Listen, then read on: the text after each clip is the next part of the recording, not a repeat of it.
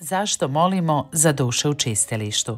Duše u čistilištu, zašto za njih molimo?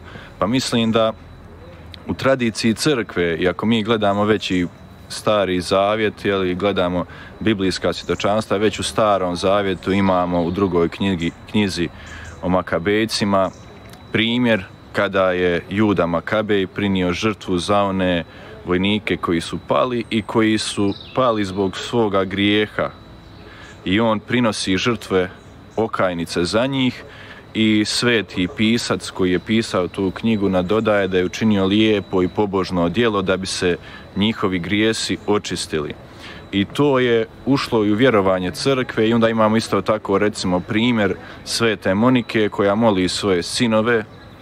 Jedan od njih je bio sveti Augustin, prije svoje smrti da se sjećaju nje i mole za nju prilikom slavlja svete mise, da se sjećaju nje na oltaru.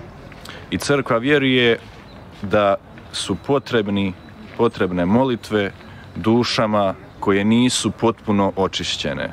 O čemu se tu radi?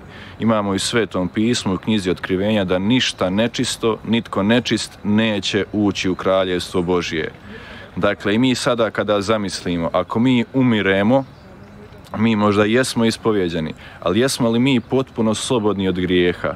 Postoje i te navezanosti na grijeh i posljedice koje grijeh ostavlja na mojoj duši. Jesmo li mi potpuno čisti?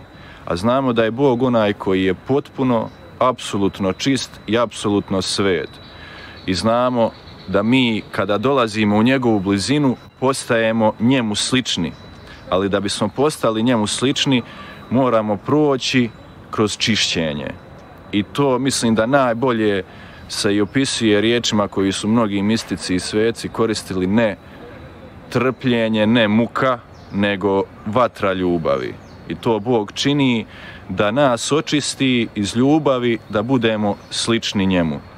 I zato ako je ostalo i nekih grijeha koji nisu otpušteni, ako je ostalo, tu se naravno radi o lakšim grijesima, ne težima, ako je ostalo određenih posljedica, dakle zbog grijeha koji su se činili ili određenih navezanosti na grijehe, na svijet, na određene mane ili poroke, mi molimo, mi to i ne možemo znati, ali naša je dužnost je crkve da molimo za našu braću i sestre koji su otišli prije nas u nadi da će se oni očistiti i da dođu što prije čisti pred lice Božje.